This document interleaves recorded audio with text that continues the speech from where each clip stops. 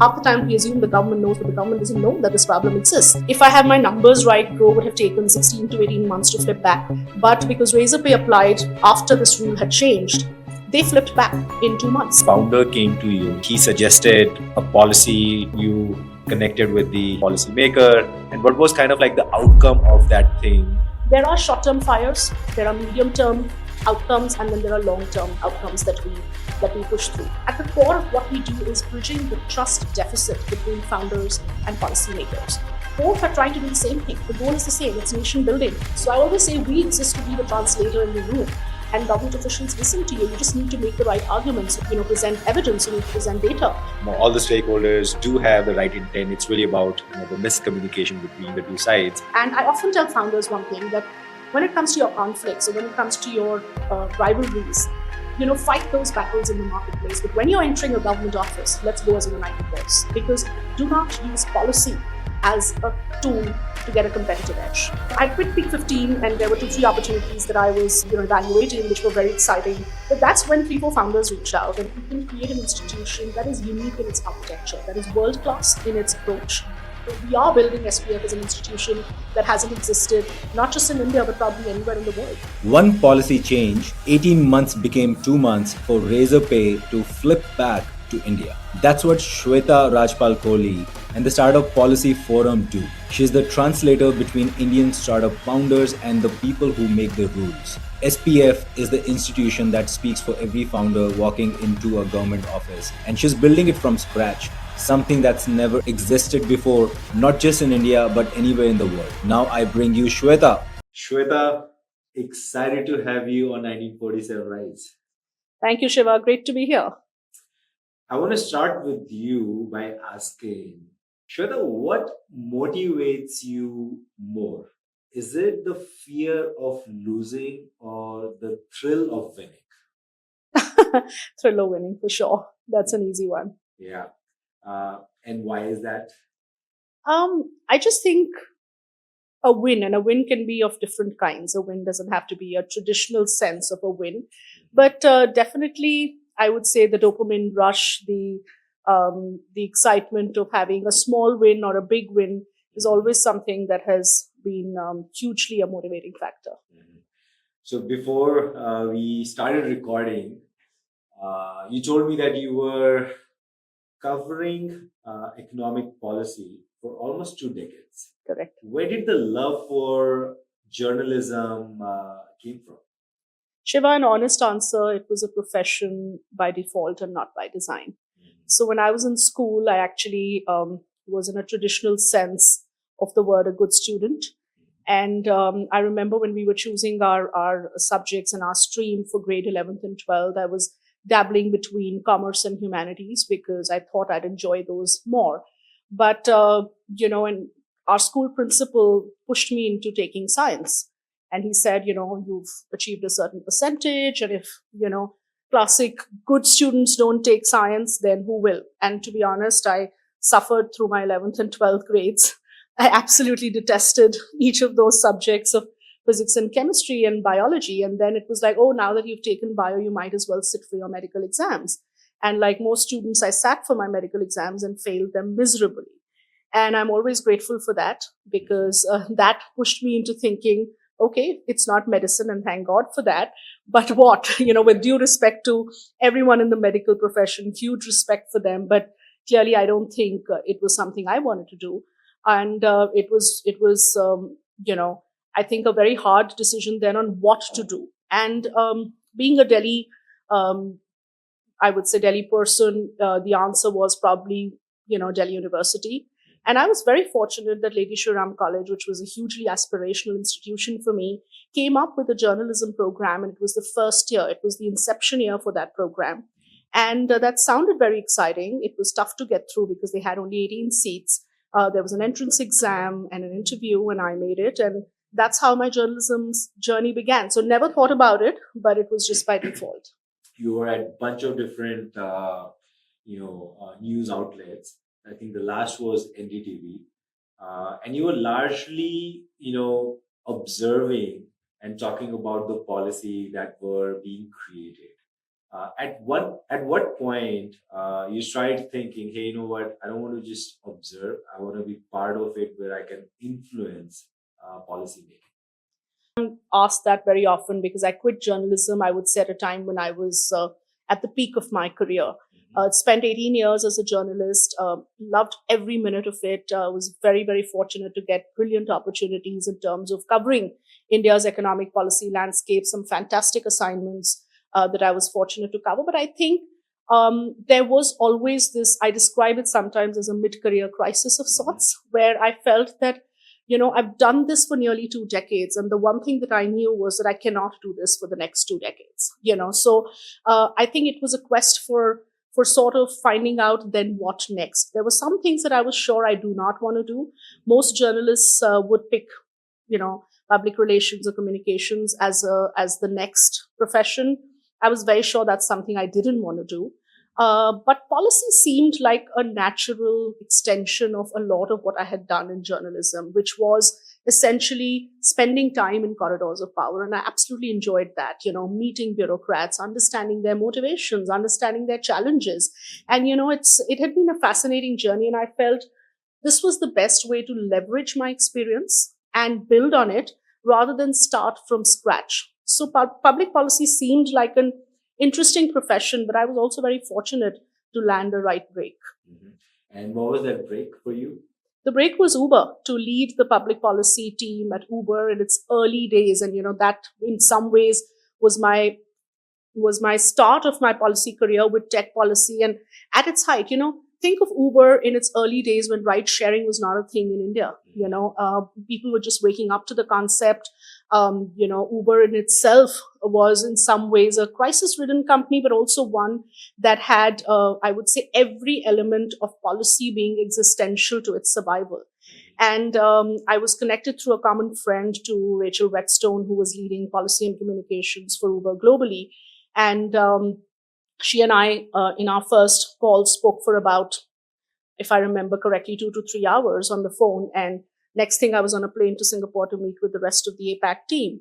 And, I absolutely loved the challenge, because I think for me, making a switch from something I had grown up doing, literally 2 decades of journalism, to then taking on a challenge like getting ride sharing regularized in India was a fantastic challenge. It was a big team of 10, 12 people I had to lead. And I would say anything and everything that you wanted to learn in policy, Uber was the perfect platform for that. And we fought some really hard battles, and I'm happy to. Feel free to share one. Okay. I mean, it's hard to pick one, but from convincing government officials on why surge pricing is important as an economic concept.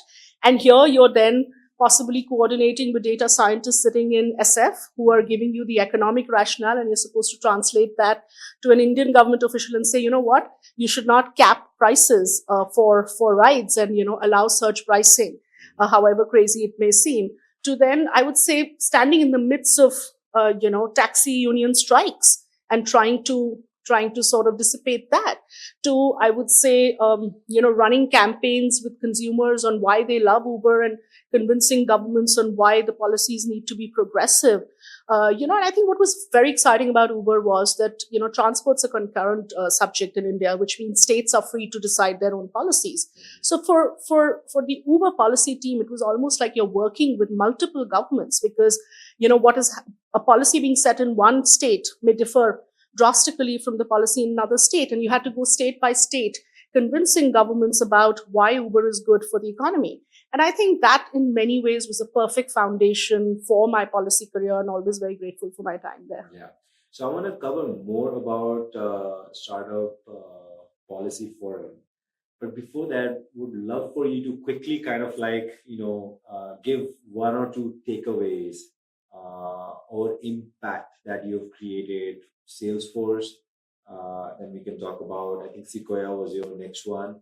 And then I want you to transition into where, what convinced you that SPF should exist? So I'll quickly start by maybe giving one or two examples of my career across Uber, Salesforce, and Sequoia. Maybe at Salesforce, it was a big switch from Uber, firefighting, ride sharing into something, I would say, calmer, Yeah. but definitely very, very crucial to governments around the world, which is around data privacy. So for a large enterprise software company like Salesforce, getting the data privacy legislation right in every jurisdiction was very important. And I think, we really worked hard with government stakeholders to ensure that India's version of GDPR, which incidentally took over a decade to finally get through, this was, I think, at the time when there was a Puttaswamy judgment that declared privacy as a fundamental right in India, that when India started thinking about its data privacy architecture, and we were in meetings after meetings after meetings, and that bill saw so many iterations. And just recently it's been turned into an act. And in fact, now under Startup Policy Forum, we're working with startups towards ensuring implementation. So it's been a very long journey, but I think my Salesforce years, the fact that we crucially shaped that conversation and a very important piece of legislation, which is India's version of GDPR. The government doesn't like comparing it to GDPR, but it is what it is. So I think that to me was huge impact. But I think the part that I loved about my career the most was working at Sequoia Capital, which is now Peak 15 Partners, an amazing platform where I could get a deep dive into the venture capital industry, the startup ecosystem, and work with some brilliant minds, both at the firm as well as the founder ecosystem. So the fact that I got to connect with so many amazing people and work closely with them was a real privilege, and I have immense gratitude for that. I'll quote many examples. I mean, I think at Sequoia, every other day we were taking up either a policy challenge for one portfolio company or the other, or proactively shaping some of the other policies. But I think the one that I feel very, very heartened about in terms of impact is, working with government stakeholders to get policies in place to make reverse flipping easier. So just to quickly simplify it for your viewers, a lot of Indian startups have domiciled overseas because that at that time felt like the right thing to do, or it was mandated by certain VCs. And now that many of them have achieved size and scale and are thinking of doing an IPO in India, they obviously need to re-domicile or flip back, as we call it. Now, when I was at Peak 15, and we were working with some of the large portfolio companies that were looking at reverse flipping, the problem that came up was that it has to go through a judicial process under the NCLT. And that process itself, because it was a judicial process, would take about 18 to 20 months. And it was a long, drawn out, painful process, as we often say in the Indian ecosystem, tariq pe tariq, that is, it's a court process and it has its own constraints and it's long drawn out. And I think, when this problem was presented, I remember I went and met the then Secretary of the Ministry of Corporate Affairs, and I said, this is a problem, and they were not aware of it. And that's the beauty of policy. Half the time we assume the government knows, but the government doesn't know that this problem exists. And then the secretary said, why don't you come back with some founders and, let's try and see how real the problem is. And I remember pinging Lalit of Grow, because he was in the midst of that reverse flip process then. Harshil of Razorpay, because he eventually had to reverse flip. We pinged Misho, worked with us closely, Pine Labs. And we sat with the officials of Ministry of Corporate Affairs and first help them understand that this will be an ecosystem enabler and game changer, and why it is a problem. And we found a very simple solution, Shiva, which is that within the Companies Act, you could amend a certain rule which would allow fast-track mergers of foreign companies with Indian companies and allow you to bypass the judicial process entirely. And at that moment, it felt like an impossible task to do, because this is like written in the Companies Act, and initially it was thought that you would need a parliamentary approval. You would have to go through a lot of, it almost felt like an impossible thing. But I think our advocacy, month after month after month, knocking several doors, giving a very simple notification, founders stepping in with us to help this happen. I think it took a full year, but that policy change came through. And Shiva, let me give you why that matters. So, if I have my numbers right, Grow would have taken 16 to 18 months to flip back. Pine Labs was a similar time frame. But because Razorpay applied after this rule had changed, they flipped back in 2 months. Yeah.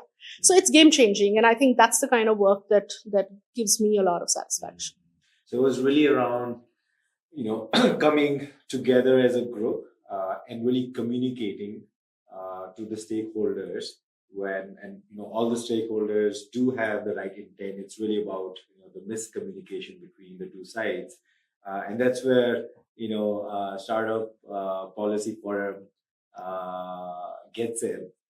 And from my understanding, you're really a trusted voice from both sides, from the startup side and from the policymaker side. But I really want to understand, things were going great, you were enjoying, you just mentioned I was having, time of my life. Then why go and start something of your own and build SPF? Great question, Shiva. So, I think when I was at the firm, very often I heard a term called founder's DNA, which was popularized by Shailendra Singh, who heads the firm.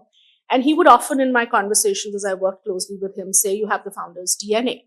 And I would take that lightly because, as someone who's always loved being in a job, I never thought of starting up. It wasn't something that came to me naturally.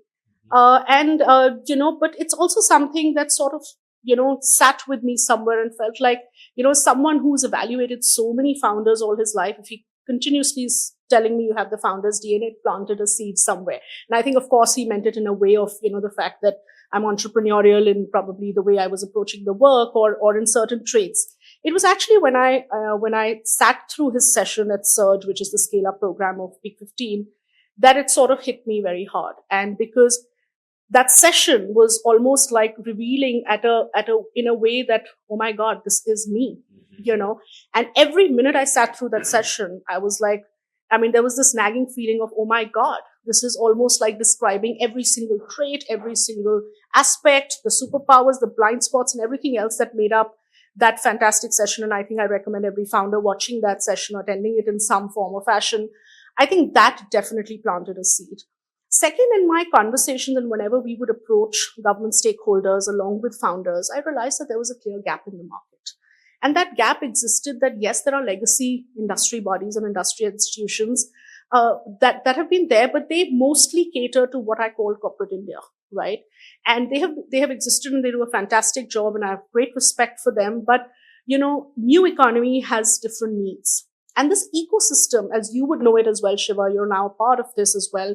This ecosystem functions in a certain way, and you've got to be an insider in some ways to know how it functions.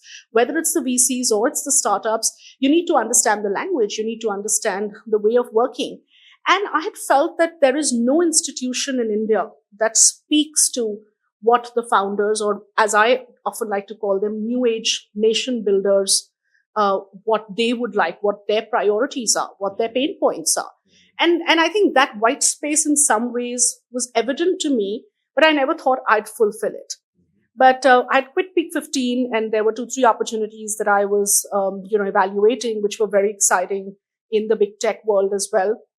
But that's when 3-4 founders reached out. And again, many who I had worked with very closely, and they said that, can we find a way of working with you? And I felt that after having got a fantastic platform that already enabled me to work with so many across the board, it was a privilege to work with, say, 150 founders very closely already. Can I further scale this up?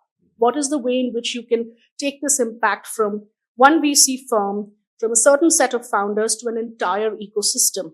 And SPF felt like that right answer, although I would say initially very confused, very nervous. But definitely having worked both in media and seen the other side and in public policy for over a decade, I knew what's working and what's not and what are some of the missing pieces. And I think one thing which was very clear to me was that, new economy needs a new way of doing public policy. And then we picked on certain things from different aspects of community building, thought leadership that came from my media experience, a lot of policy advocacy, a lot of, how India was changing and startups had clear, I would say, needs, for instance, global expansion. I sort of captured all of that and created this concept of Startup Policy Forum, which draws from many different institutions, but we're not a classic industry body. We're not a classic think tank. We're not a classic, I would say, consulting firm. We're not a classic, say, a VC firm, but we're a bit of everything. And, we've evolved our own unique structure. Yeah. So let's, Shweta, maybe give an example where a founder came to you and, he suggested a policy or a problem that he was going through or she was going through. And from there on, how kind of like you connected with the policy maker, and what was kind of like the outcome of that thing which we can see today? So, Shiva, we do this on a daily basis, literally.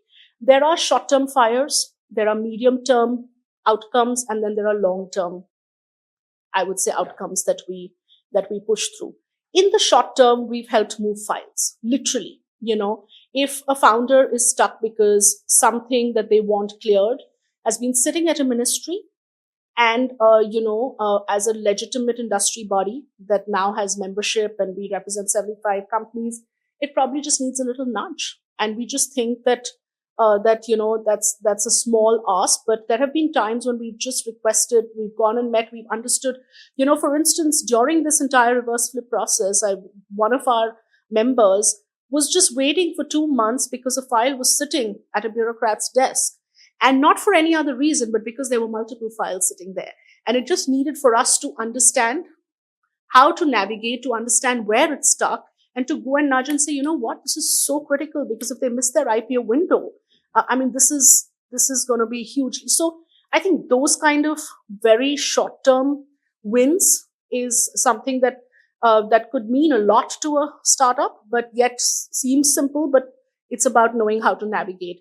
To, I would say, medium-term asks, like, we're right now sitting on at least 40 to 50 asks from founders on pain points they face. And in the interest of confidentiality, we don't mention specifics, but I would say from, PLI schemes that don't work in the interest of the startup industry, to the fintech sector that faces so many regulatory pain points at times, where all you need is helping the government understand, to a consumer brand where they just need to sit with a food regulator and help them understand why their brand should not be singled out for a certain violation and why it's not a violation by law, but feels like one. To, I would say, the consumer sector, help working through Consumer Affairs Ministry, to, I would say, AI regulations, where we need to understand why regulations should be in the favor of Indian startups. So we work so across the board in terms of the issues that we deal with on a daily basis, that from minor impact to medium-term impact to large-scale impact, we've seen it all. But policy wins are hard to come. They take time. It needs a lot of patience, a lot of perseverance. But our mantra is to do it on a best effort basis.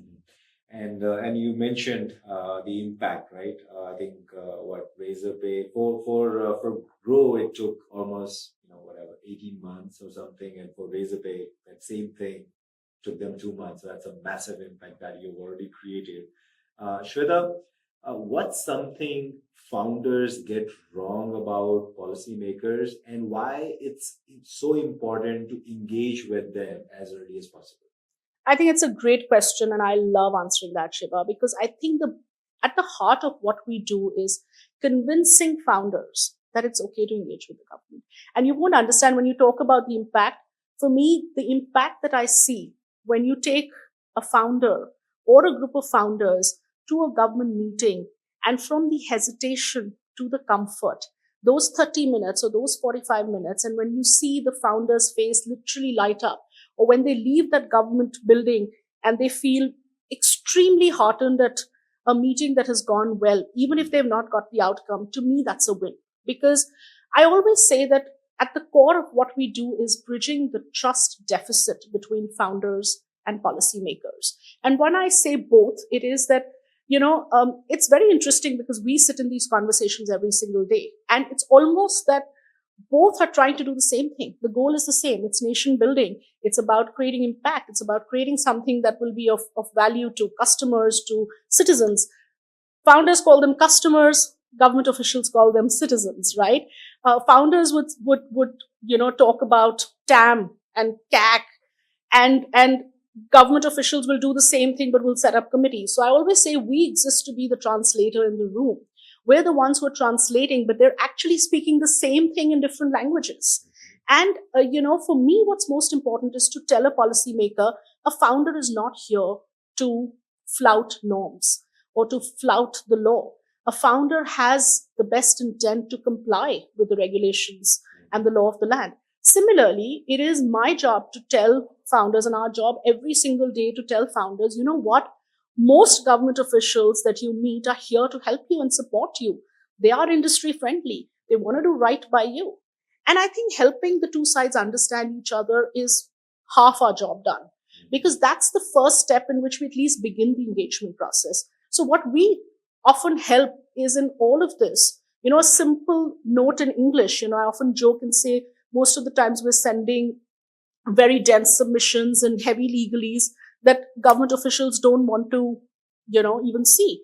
But what they simply need is a simple one pager, as we call them, just explaining the issue, and they're here to help you. So I think that is the beauty of the work we do in helping bridge that trust gap between founders and And policymakers. Shweta, on the other side, what does policy makers get wrong about startup founders? They think that either founders, all founders, are too reckless in a rush to build, do not respect the law of the land.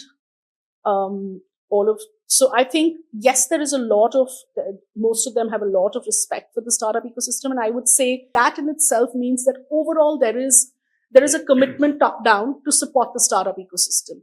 And yet there is sometimes just a lack of understanding, because, we just assume that government officials know. And there I would say that it's our job to do a better job in explaining to the government what we do. Our business models, I mean, how do we expect a bureaucrat sitting in a government office to understand the business model and the innovation that is coming out of the startup ecosystem? Yes, they're expected to know, but the fact remains that it is so, I mean, I think sometimes startups function in such a cocoon and in their own little, ivory tower, that we think that everybody knows. But it's our job to educate, it's our job to inform, it's our job to help the government understand the business models and then regulate the sectors. Yeah. So I think both sides need education, information, and trust bridging. And look, you sit at a very interesting intersection, right? You're the trusted voice for startup side, and you are the trusted voice for policymakers. How do you ensure that there's no conflict of interest there? That let's also, Shweta, sometimes you could be biased, maybe emotions kicks in. So how do you keep yourself protected from those things? I think conflicts exist, right? There is a natural conflict at times between regulators or policymakers and the industry. And I think that conflict comes in when we forget that the government's job is to promote industry, but their job is also to protect the consumer, right? So to protect, and national interest will always take precedence over all else. So the gaming sector, for instance, and we saw that happen. And very often there is this frustration to say, oh, why did the government ban real money gaming? Or why do we see this coming? And I think I often explain to founders that, yes, the government wants to promote investments. Yes, the government wants to promote an industry, but nothing comes before national interest, or what they perceive as national interest, or what is, I would say, in their view, in the interest of the larger public. So I think that remains a paramount overall architecture. I think the conflicts are more often within startups than so much. I mean, the startup versus policymaker conflict is a given, and I think it's our job to ease that and help the two sides understand each other. We've seen it play out with gig workers. We've seen it play out several times when regulations have come in that won't necessarily be in the favor of the industry. But I think what I personally feel has been a big, I would say, win for the policy ecosystem is whenever we've got rivals together. The beauty of Startup Policy Forum is across sectors, we've got competitors as members, right? So we have both. We work equally well with Grow and Zerodha. We work equally well with Snabit and Pronto. And in fact, the beauty is in having more within the same space with us. And I often tell founders one thing, that when it comes to your conflicts, or when it comes to your rivalries, fight those battles in the marketplace. But when you're entering a government office, let's go as a united voice, because do not use policy as a tool to get a competitive edge, because that is always a short-term way of thinking. We're working across the board, across the VC ecosystem. And I think the beauty is in being able to say that we will never enter into any exclusive arrangements with anybody, because as an industry body, we want to serve the entire ecosystem and whoever wants to work with us. Because, we're not here to pick factions. And while we want to do advocacy for a certain set, we definitely want to be seen as a friend of the ecosystem, as an enabler of the ecosystem, and not of any one faction or any one constituent. So the conflicts, to just sum it up, I think we love actually bringing people together. We love bringing stakeholders together in solving problems at scale. Understood. And Shweta, it could be, or I'll step back. I think I've observed that you're doubling down on deep tech. You've started and you've launched something new as well, which I would love for you to talk about it. Why deep tech, and how, and why it's important to have strong policies around deep tech? Great question, Shiva. Deep tech is the flavor of the season when it comes to startups, VCs, government, everybody across the board.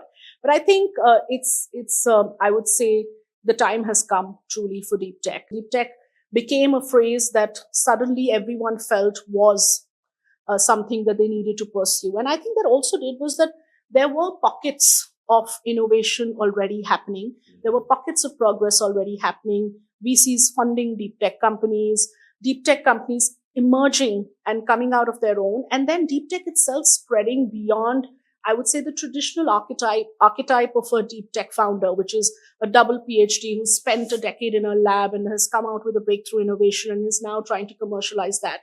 But I think multiple factors were moving in favor of deep tech. The kind of catalyst that, say, NIT Madras was turning out to be. Some deep tech companies clearly seeing commercial success, whether it's in Aether Energy or it is so many in the space tech space. Now we've seen Skyroot's latest launch being a big trigger and a big, I would say, enabler of deep tech. So pockets of innovation, some commercial success, the government energizing the sector, VCs waking up to it, and globally a lot happening where I would say the kind of recent geopolitical realignments we have seen and geopolitical uncertainty we've seen sort of has woken everyone up to the need for sovereign tech. And that's when deep tech becomes this magical word where everybody is like, it's the need of the hour. There is need, there is momentum, there is capital coming in, there is innovation happening. And I was talking about the archetype of a deep tech founder. In our membership alone, we have 3 founders who are under 25, all building in the aerospace space. And they are, they're not, one is a college dropout, or actually never went to college. One is building a drone, one's building another kind of an aircraft. So just the innovation coming from young founders who are not your PhDs, but they are your deep tech founders is fascinating. And I think that's why the sector has become so interesting. And within deep tech, so deep tech's I would say an overall catchphrase, but within deep tech, the subsectors, each subsector is so exciting. Whether you look at semiconductors, whether you look at aerospace or drones or defense or clean tech or biotech, or green hydrogen. So there are so many subsectors within deep tech where there is real innovation happening. Yeah, understood. And Shweta, look, we can always accelerate things, right? Both on the innovation side and on the policy making side. It's a question that kind of like you wish 1 or 2 things that needs to change, one from the startup side and the other from the policy making side or regulators, which will really help accelerate the economic growth of the country. I think from the startup side is, literally, as I said before, leave your differences aside. Like we love to be competitive. We love to be, but I would just see that growth which is more sustainable and healthier. And when you can work well with your competitors in the interest of the industry, I would really like to see less fragmentation, less sabotage, less, I would say, competitive spirit in a negative way, in a toxic way, and more yes, let's compete, but let's compete as healthy rivals and take an like industry athletes. along, like athletes. And you know that. Who knows that better than you as a sports person? You know, that's actually, you've said it. The sportsman spirit in the startup ecosystem, if more and more founders can think like sports people, where a win and a loss is not so personal, where you can appreciate each other Yeah. and also take the industry forward. I think that. And two, from the policymakers side, I think innovation is coming faster than we know it. And the AI era has taught us that the old way of regulating and policy making is no longer enough. You know, we have a very famous phrase in the world of policy which says innovation always precedes regulation, regulation follows innovation. And that was all fine. You know, we have talked about it in the Uber era where it was like, oh, you know what? Regulations will always follow later. Go innovate, become so big that ultimately regulators will find a way of regulating you. I mean, all that was fine in an era where you were just seeing a regular tech development. Now we're in a phase where technology is coming at you at a pace that it's hard, it's impossible. And if we're not going to see policymakers and regulators keeping pace, we clearly cannot, keep pace as a country. And I think I'd love to see way more, I would say, energy and action within the policy ecosystem to just keep pace with innovation. Yeah. So as you know, Shweta, outside of interviewing interesting people, I also run a fund, and That's right. where the whole idea is to spend time with, high performing founders, and also I spend time with, founders who have really scaled companies. So one common, pattern across all the high performers is they're always looking to get better, right? Always asking that one question: what can I do better? How can I keep improving? So in your case, Shweta, I feel you have that DNA in you. What I love about you, I think I've mentioned to you a few times, I think the first time we met, the speed at which you execute things, which is just unreal. As Nawaz Ravikant says, it's not about 10,000 hours, it's about 10,000 iterations. So for you, Shweta, one could be, what's something that you think you could have done better? On the other side, what's your vision with SPF and other initiatives that you have in the next, let's say, I would say 3 to 5 years? Yeah, so I think what I could have done better, SPF is too soon. We're just a little over 18 months in. So I would say we're still learning, and there's a lot that we could have done better, but there's room to do a lot of that because it's very early days for us and we're very excited at the pace and scale at which we are building. But I think in general in my career, I don't have any regrets. I think I've enjoyed every phase of my career a lot, and I'm very grateful for the opportunities I got. But I think, a lot of people tell me, and I don't know if I would be any different, but I think trust and, trust is something I trust easily, and I trust a lot. And, the world is changing. It's a very different place. So I think every time I'm told that, trust but verify, or trust with caution. So I think that is a lesson I've learned the hard way sometimes, and would like to do better on that front. Yeah. On the vision for Startup Policy Forum, I would say, it's evolving and pivoting so quickly that, whenever we sit down on that vision board and think of a vision, 2 weeks later, we've already pivoted. So it's very hard in today's times to have that vision. But I think if I can create that institution that outlasts me as a founder, that creates impact that people would remember in terms of, it has changed their lives in a positive way in any which way, and we have multiple pillars. I think I would feel that is a huge progress. But I think more than that, if we can create an institution that is unique in its architecture, that is world class in its approach, that does not mirror any institution. We're often compared with a lot of others, and I always like to say SPF is unique. We don't want to be compared with anybody. We want to collaborate with everybody because we are building SPF as an institution that hasn't existed, not just in India, but probably anywhere in the world. And I think continuing to build it with a world-class mindset and have the speed and scale that startups often talk about. So it's an institution that in some ways works with stakeholders where it's hard to have speed, but yet if we can have that speed and scale that, we every day hear founders of, of other traditional startups talk about, I think that to me would be something that would feel very, very heartening as a founder. Yeah, I think one should work on which is play to them, and also which is really natural extension of who they are. SPF is literally a natural extension of your entire career, right? And thanks for doing amazing work, Shweta. And what's something you have changed your mind on in the last, let's say, instead of 12 up to 6 months you worked there? Things move so fast. No, I think there are a lot of things I've changed my mind on. I have, and I have the one thing that I have learned is never say never.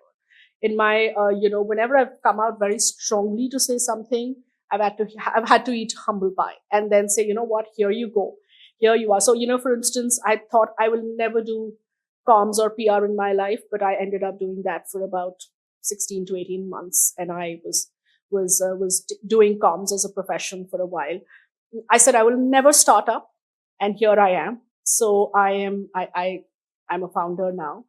I think, I wouldn't say in the last 6 months, hard to say if there is anything specific in the last 6 to 12 months. But yes, I think, we were very particular that we will not focus too much on the classic word is events. And I don't think we still do classic events, but a lot of these engagements have become a big part of what SPF does. It's more community building, but, and we don't move away from our focus of policy advocacy and policy. And I keep saying, I think we'll slow down. So to me, in the last 6 months, every month we say we're doing too much and we won't do this much next month. We end up doing more. So I think that's the one thing I feel that I keep committing to because, but it just keeps snowballing into something else that, we must do this and we must do that. So but that's exciting, by the way. The whole team loves it. So, so happy. So you're trying to figure out prioritization. What needs to get done. And before we wrap it up, Shweta, a bunch of things are going on at SPF, bunch of new things. Maybe take a minute or two, kind of tell us what all you've been working on.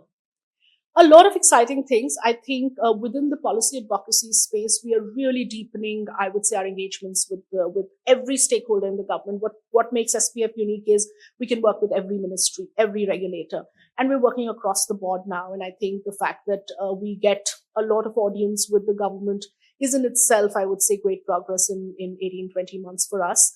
On particular sectors that we're focusing on, they're fourfold. One is deep tech. You talked about it. We have the 100 Desi Deep Techs initiative, but we're coming up with something called the Center for Deep Tech Policy Research, which we think will be a very powerful sub-institution within SPF, which will enable multiple stakeholders from founders to VCs to deep tech founders, government, other enablers, big tech, everybody to come together. Similarly, another center for AI, which is still under wraps, but it's coming out beautifully in terms of making it a multi-stakeholder initiative. Fintech is a very big area for us. We have 30 plus fintech members. So deepening our engagement in the fintech space is something you'll see us do a lot more because fintech needs that little bit of rejig and I would say a bit more love from regulators. And then the fourth area is just looking at the new age listed ecosystem. The fact that there are so many companies going IPO, so many of our own members have turned into public companies, have got listed, and we see a pipeline coming up yet again. So I think working in that space of supporting companies that are either looking to list or have recently listed as what I call, we are building out a center for new age public companies.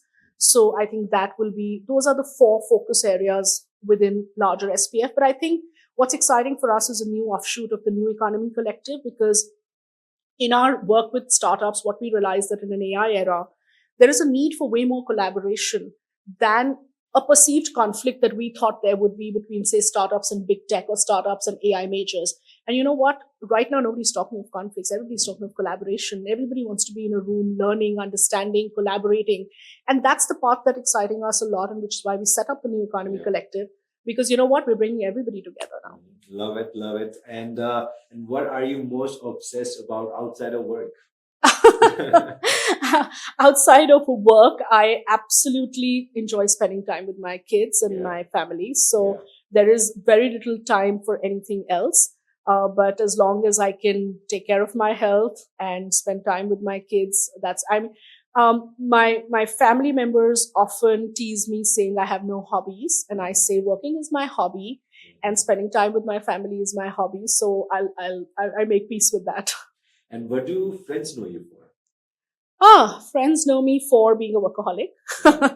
But I think also, I have set of very, very close friends who know me for the fact that, I enjoy being teased by them a lot, and I'm truly roasted by my set of very close friends who know me for who I am. Yeah. And I think that's the part I enjoy a lot, is being myself, with my set of very close friends. Shweta, this was fun. Thank you so much for doing it. Thank you so much, Shiva, for having me on your pod. It's been great.